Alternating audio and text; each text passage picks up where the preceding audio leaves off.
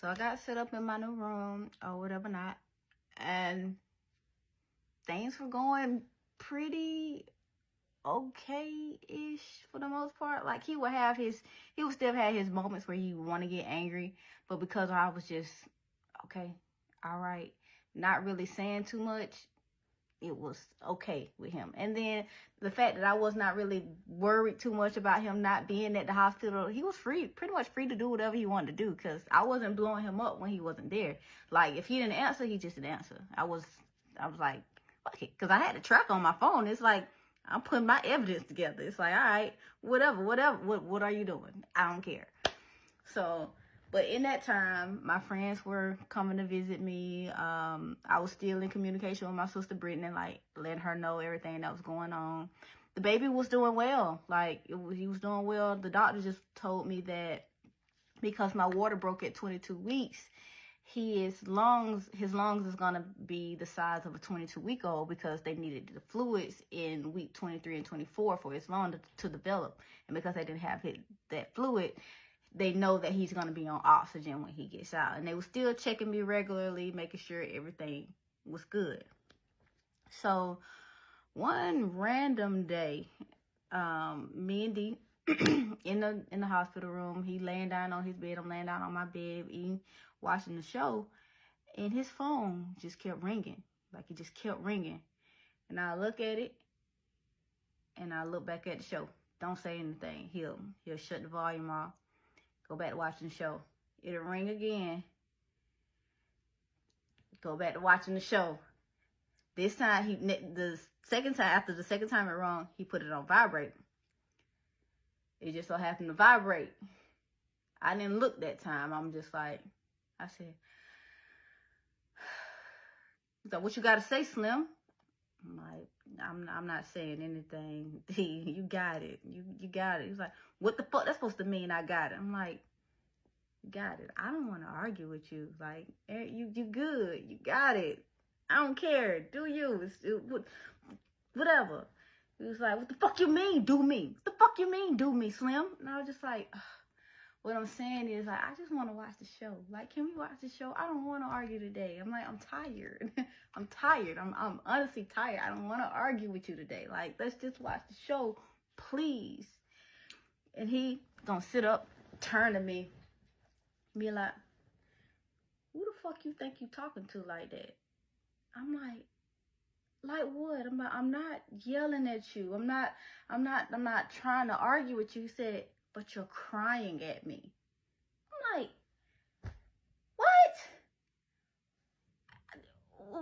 what do you mean I'm crying at you? He's like, oh, that whining in your voice. You need to take that whine out your voice. I'm like, all I'm saying is, I just want to watch the show. I don't care what's going on in your phone. Like, you can do whatever you want to do, because I know you've been doing. He's like, the fuck you just say? I was like, please just watch the show. Grab my neck. What the fuck you just say, Slim? And again, the monitors start going off. I'm like, D, look, somebody's going to come in. Please stop.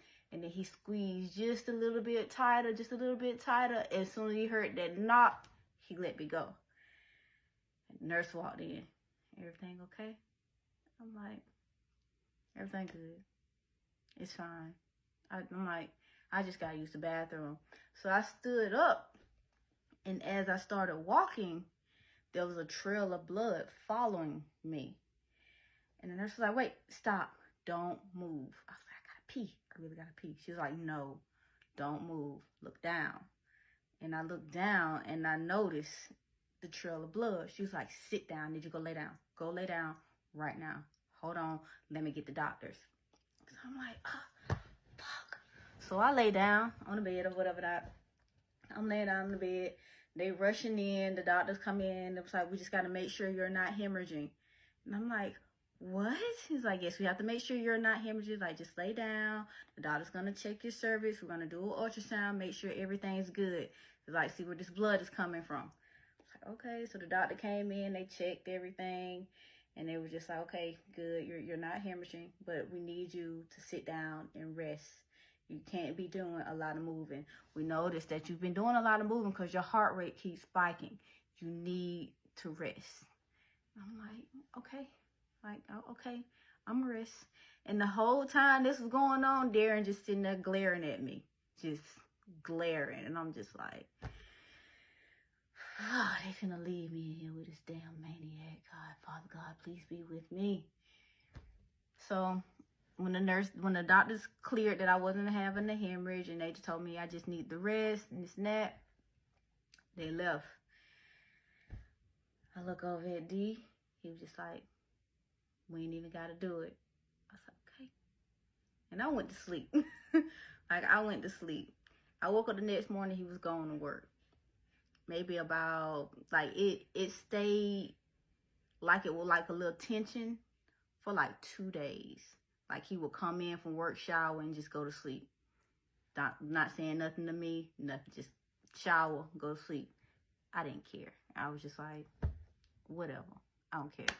At this time, I was still talking to the same people. My sisters, my friends, Jackson.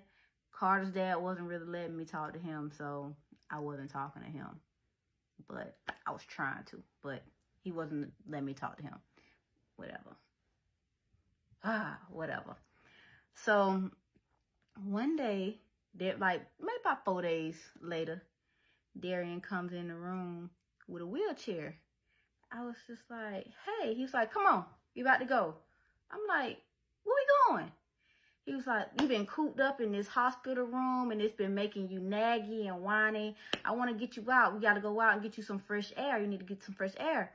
And I was just like, I can't go anywhere. He said, I'm finna sneak you out. Like, I already let the nurses know that I'm going to roll you down to the first floor so we can go get something to eat from the cafeteria. They okayed you to go to the cafeteria. We're just going to keep going out to Joe. What they going to do? I was like, how we just going to leave? Like, what you mean we just going to keep running out the door? He was just like, look, trust me. He's like, and don't you want to ride in your new car? You ain't been in your new car. I was like, but I can't ride because of the bumps. Like, they said I need to rest because of the bleeding and the hemorrhaging. He was just like, you're going to be fine. I'm going to be careful. I'm going to go over those bumps slow. So he wheeled me out into the parking lot, put me in the car, and drove me to Charles' house so I can see the dogs. Well, granted, Charles' house was like 4 minutes up the road, but he drove me there so I could see the dogs. So I spent a good hour and a half outside of the hospital. I went to see the dogs, and then I went to see Keisha. She was just like, what you doing? I'm like, he broke me out of the hospital for a couple of hours. He was like, yeah, she was starting to get naggy up in the hospital, so I had to break it out. You know, I had to make sure my girl was good. I'm like, yeah, okay. But then the hospital called and was like, hey, it's time for us to do your vitals. Where are you? And I was like, oh, we're coming back. I'm on my way back up from the cafeteria. We're coming back up from the cafeteria. I'm like, D, we got to go back to the hospital now. I was like, they calling me. So he ended up taking us back. And everything was fine. Everything was good until about 3 days later.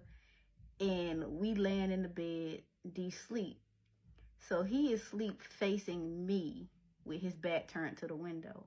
His phone is on the charger on the windowsill. So this night he was asleep and I was watching TV and his phone just kept going off. And I look at him and I look at his phone and it just kept going. And he was snoring. Like he was knocked out snoring. And I'm like, okay. I look at him. I look at the phone. Look at him. Look at the phone. I slowly start to inch out the bed while still looking at him. Because, yes, we were sleeping next to each other, but I had a separate hospital bed, and he had the roll-out bed. It was just pushed real close to my bed to make it look like we was in a bed together. But I slowly started to inch out of the bed, looking at him the whole time. So he's like laying this way, facing this way, with his back to the window. So I'm inching out of the bed, looking at him to make sure he don't wake up. I get both feet on the ground. When I get both feet on the ground, I tiptoe around the bed to go to the windowsill. And I'm looking at him the whole time to make sure he don't roll over or wake up.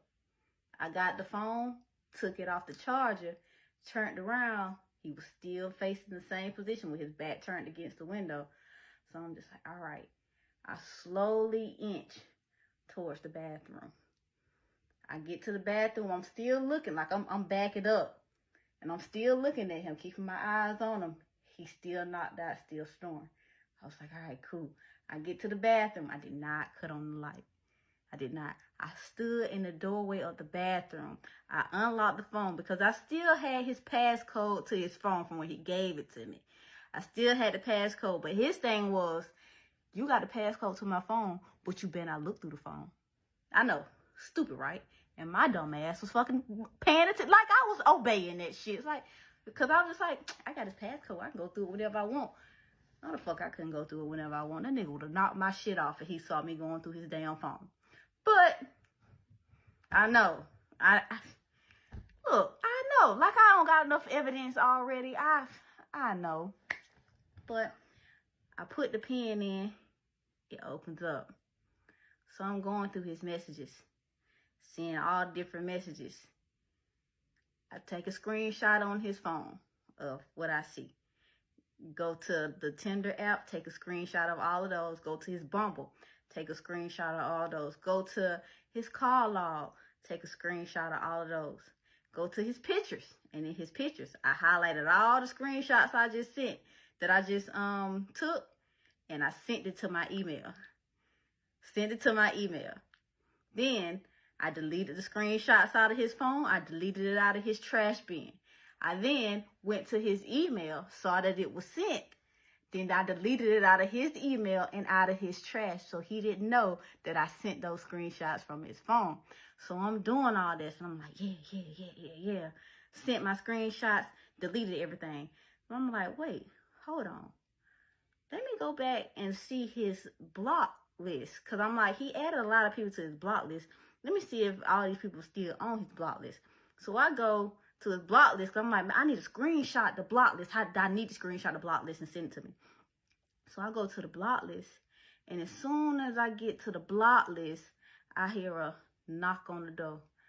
It was a knock.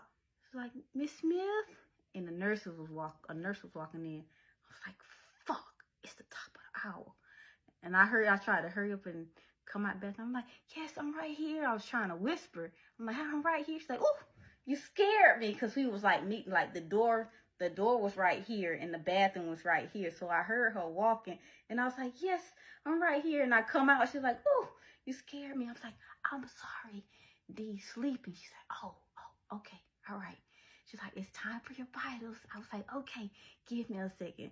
Like I'll inch out the bathroom, and I look, Dee's still asleep. I was like, yes. So I slowly started to inch back over to the windowsill. I stuck his charger back in the phone. I laid his phone back on the windowsill. I turned around, and me and Dee locked eyes.